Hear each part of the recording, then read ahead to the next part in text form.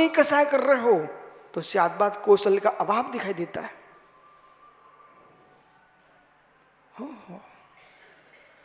तो कैसे होगा संबर, कैसे होगा? अब संबर स्थान चाहते हो तो धन्य मुनि दशा की याद करना ही पड़ेगी। धन्ना ते भगवंता, कुंद कुंद स्वामी ने लिखा है अष्टपाउर में, धन्ना ते भगवंता पे निर्गंत योगेश्वर भगवंत धन्य हो। जो क्या कर रहे हैं?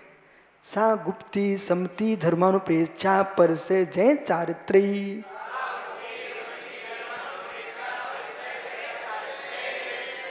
जो यह तत्व सूची में लिखा है वो कहां है? जो तत्व सूची में लिखा है ना वो कहां है? उसका मूर्त रूप क्या है? एक बहुत सुंदर नक्शा मैंने छोटे में देखा। कमल भैया है क्या? काला जी, मंदिर जी में हमने छोटे में देखा, सम्मेद शिखर का एक चित्र टंगा हुआ था और एक गिरनार का टंगा हुआ था। उन दोनों तस्वीरों को देख करके मेरे मन में रोज अर्घ चढ़ाता था। दोनों तस्वीरों, गिरनार के भी था और सम्मेद शिखर का। उन तस्वीरों को देख करके मैं इन टोंकों की याद करता था। पर एक दिन मैंने पूछा, जब बुजुर्ग लोग वंदना करने इधर आए, वो ये जो तस्वीर है कहां है? ये तस्वीर जो बनी है कहां है? ये क्षेत्र? वो मेरे मित्र उसमें बिहार में था, झारखंड हो गया, लेकिन बोले बिहार प्रांत में। तो मन नहीं माना, मैं बिहार प्रांत में सम्मेद शिखर वंदना करने आया। क्यों आया? हमने तस्वीर देखी थी। यानी ऐसे वीतराग मुनि की तुम तस्वीरें तो बनाते हो, धन्य मुनि दशा भी बोलते हो, और जो ग्रंथ में लिखा है वो भी बोलते हो।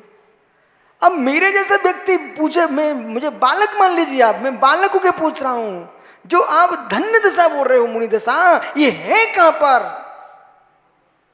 क्या अभाव हो गया? यदि अभाव मानते हो तो आप पहले मिथ्या दृष्टि हो कि कुंद कुंद देव ने पंचम काल में मुनि का अभाव नहीं माना। इसलिए जब मैंने चित्र देखा तो मुझे दर्शन के भाव आ गए। ईमानदारी बात बता रहा हूं। ऐसे ही एक बार हमारे मंदिर में आचार्य सन्मति शाह का जो समाधि हो गई महासोपा से, उनकी तस्वीर आई, चातुर्मास का कैलेंडर आया, उनकी तस्वीर देख करके हड्डी पड्डी दिख रही थी मुझे। तो अब मैंने पूछा महाराज हैं कहां? मैं स्वयं महाराज बन गया और महाराज बनने के बाद कई वर्ष निकल गए, तब भी मैं उनके दर्शन नहीं कर पाया। यहां तक कि मेरे दुर्ग के चातुर्मास में आचार्य सन्मति सागर महाराज जी ने धूपचंद छाबड़ा से कह करके स्वयं उनसे कहा वो विशुद्ध सारी की फोटो मंगाओ। और जब दर्शन हुए तो 2007 में औरंगाबाद में कर पाया कि जिनकी हमने तस्वीर देखी थी वो ये है। बस मित्र मैं यही चाहता हूँ, जिनकी तुम तस्वीरें छापते हो उन निर्ग्रंथों को आंखों से देख करके सिर झुकाना और सीख लो, तुम्हें संबर स्थान की प्राप्ति का मार्ग तो दिखेगा। ऐसा नहीं दिख जाए तो गली से मुड़ जाओ, ऐसा नहीं करना। विराजो भैया, अब तो ये जीव को इतना मैं बना देता हूं, कलकत्ता का पंडित ही बन के जाएगा आप।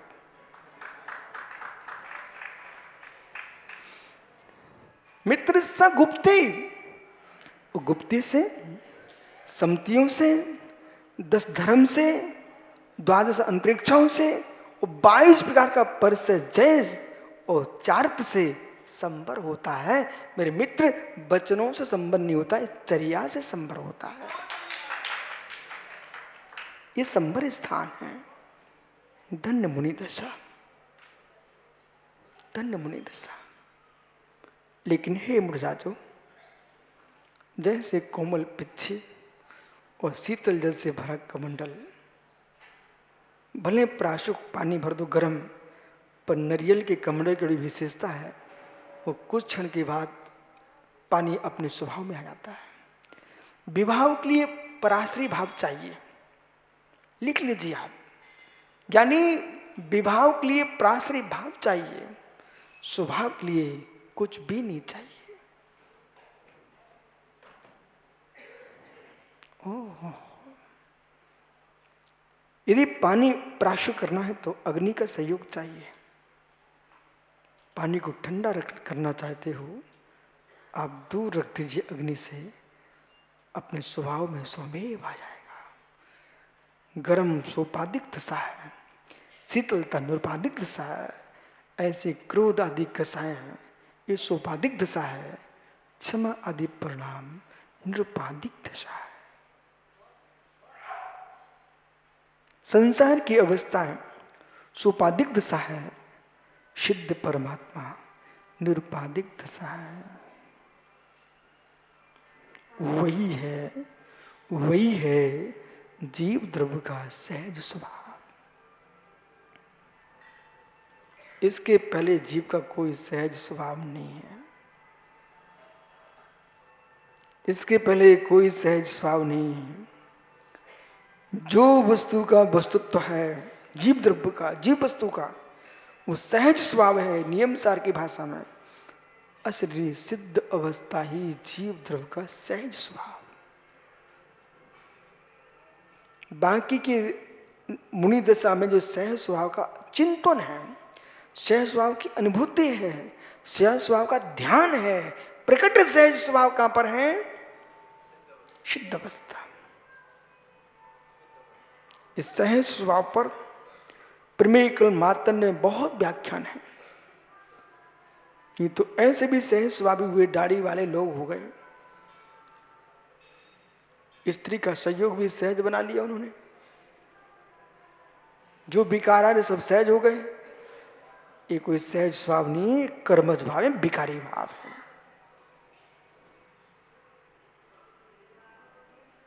अति करने वाले की इति हो ही जाती है, सब भूल जाएंगे, आगम कभी नष्ट नहीं होगा।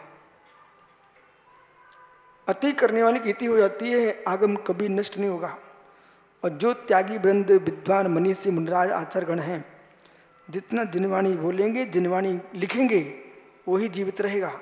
अपना मन का जो भी बोलेंगे, ऐसे आदमी देख करके यूं रख देता है। विश्वास मानिए। धन भय, बुद्धि भय जो हो ही रहा है, तो आगम की बात करो, लोग तुम्हारा सम्मान रखेंगे। पंडित जी, बीतरागी अरहंत की प्रतिमा स्थापित करोगे, हम जैसे लोग आएंगे ऐसे पिच्ची उठा के नमस्कार करेंगे। और तुम राग में आकर के कोई रागियों की मूर्ति स्थापित करा जाओगे, दूसरा आएगा उसको उठा के फेंकवा देगा, कुछ नहीं होगा। पंडित जी, कई मंदिरों में वर्तमान के जीवित लोगों की मूर्तियां रख गई, ग्रस्तों की। इंदौर में तो सुब्रत साइड आपने देखा है, पंच परमेष्ठी के रूप में 5 पंडितों की मूर्ति बनी मनीष। 5 पंडितों की तस्वीरें पंच परमेष्ठी के रूप में। हमने ये तस्वीरें चलने वाली नहीं है, लोग उठा के यूं रखने वाले हैं, कुछ नहीं। अतिरेक है, अतिरेक है। उतना द्रव्य अरहंत की प्रतिमा में लगाओगे तो लोग सम्यक प्राप्त करेंगे। तपसा निर्जाच, तपस्या करने से निर्जा होती है और चा संवर भी होता है। अब निर्जा भी कह दिया, संवर भी कह दिया, ऐसा कैसे कह दिया? अरे क्यों टेंशन लेते आप? अग्नि एक होती है, प्रकाश भी देती है, पाचक भी होती है, दाहक भी होती है। अग्नि पाचक है, अग्नि प्रकाशक है, अग्नि दाहक है। 3 काम हो रहे कि नहीं हो रहे हैं? अग्नि को जला रही, ईंधन को जला रही तो दाहक है, रोटी पका रही सो पाचक है, और प्रकाश कर रहा दीपक सो प्रकाशक है। ऐसे जो है निर्जा है, वो निर्जा संबर भी करा रही है और निर्जा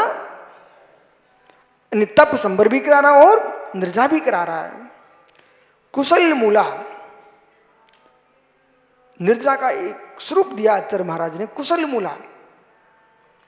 अकुशलानुबंधा, जो बुद्धिपूर्वक तपस्या करके कर्म झराए जाते हैं, उसका नाम है कुशल मूला।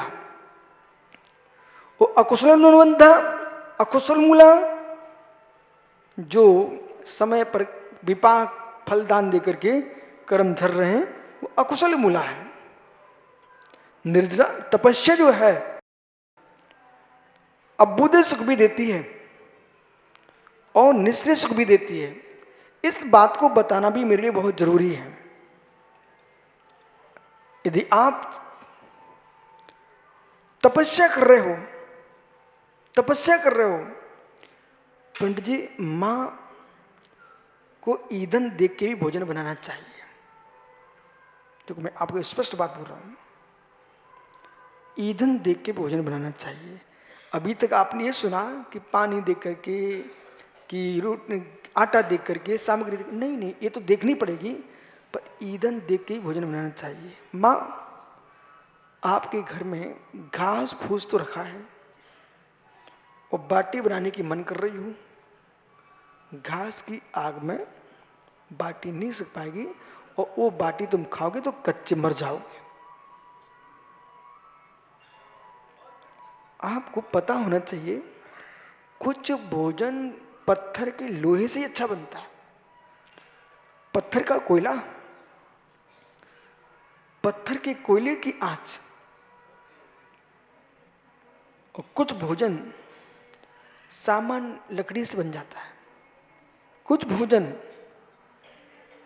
लोग कंडे से बनाते हैं। सर्वाधिक लोगों को गैस का बीमारी बढ़ गई और अनेक प्रकार के रोग बढ़ गए। आपको बोध होना चाहिए, सच्चा वैद्य होगा, नाड़ी कुशल, पहले दवा नहीं देगा, ये देखेगा इस आदमी की पाचन शक्ति मंद पड़ गई है कि बढ़ गई है। दवाई की जरूरत नहीं है। पाचन शक्ति मंद पड़ गई है तो इसका गरिष्ठ भोजन बंद करा दीजिए आप, बिना दवाई के ठीक हो जाएगा। वो पाचन शक्ति बढ़ गई है तो उसके गरिष्ठ भोजन की व्यवस्था करा दीजिए आप। देखो रहस्य ये, बला दवाई से पित्त को दबाना वो अगला रोग उत्पन्न कराने वाला है, और बला जबरदस्ती बढ़ाना जठराग्नि को, वो भी रोग बढ़ाने वाला है। तत्काल को मत देखिए, भावी काल को भी देखिए। समझ में आ रहा है आप सबको? वही या मैं कह रहा हूं कि मात्र आपने उपदेश दिया मोक्ष का, ठीक है। ये तो देखो अग्नि क्या है तुम्हारे पास, कोयला है नहीं तुम्हारे पास गिरिडीह का, धन्यवाद का, समझ रहे ना। और आप जिस क्षेत्र में हो वहां जंगल भी नहीं है, सरसों के जो पौधे रहते हैं उनके सूखने पर जो बन जाता है ईंधन, उस ईंधन से तुम रोटी बना रहे हो। क्या बोलते पंडित जी? सरसों के सोडा, अच्छा असोडा, ओहो, असोडे से तुम रोटी बना रहे हो। अब असोडे की अग्नि में तुम बाटी सेक रहे हो। असोडे की अग्नि में बाटी सेक रहे हो, नहीं संभव भैया। जलेबियां बनाना है तो असोडे की अग्नि में नहीं बनेगी, वो तैया गर्म कैसे होगी? तैया समझ रहे ना, जलेबी की बनाने की बोल कढ़ाई, वो लोहे की मोटी कढ़ाई के लिए तुम असोड़े क्या करें, उसको तो बड़ी बड़ी लकड़ी चाहिए। ऐसे ही मित्र, ये अनादि संबंधित, अनादि से जो बंधे हुए बड़े बड़े जकड़े कर्म हैं, इन्हें हटाने के लिए तुम असोड़े की बोले महाराज जी 10 दिन का उपवास है, हाँ कर लो, बहुत अच्छी बात है, लेकिन इस बात का ध्यान रखना, वो उससे मात्र आप पानी गर्म कर लो।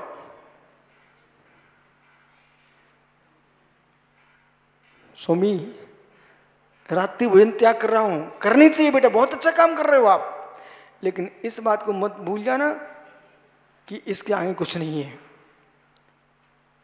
तैया तो गरम बढ़िया बमूल की मोटी मोटी लकड़ी से होगी, ऐसे ही जो निर्जला स्थान है मोक्ष भेजने वाला, उसके लिए तो व्रत समति गुप्ती धर्म अनुपेक्षा पर से जे चारित्र चाहिए, तब गर्म होगी तैया तुम्हारी।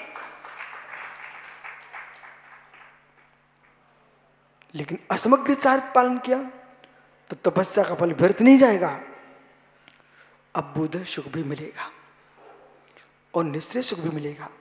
अब पंडित जी बहुत प्रेम से आप कह सकते हो आगम प्रमाण के साथ, कोई दीन दुखी दरिद्री तुम्हारे द्वारे आए, बोले पंडित जी बहुत दुखी हूं, उससे प्रेम से बोल देना बेटा तुम कोई व्रत कर ले, अच्छे से बोल देना, कर लो पंच जिन गुण संपत्ति कर लो, नमोकार के कर लो, चारित्र शुद्धि कर लो, ऐसे बड़े बड़े व्रतों को कर लो बेटा। बोले क्यों? तब से निर्जरा, तब से निर्जरा भी होती है, संबर भी होता है। जो तपस्या करेगा, जो अशुभ बंधा रखा उसकी निर्जरा हो जाएगी, अशुभ का संबर हो जाएगा और पुण्य का आश्रय प्रारंभ हो जाएगा। तो बेटा अपने आप बाहर का अभ्युदय दिखना प्रारंभ हो जाएगा, भीतर का अभ्युदय भी हो जाएगा। ये आगम,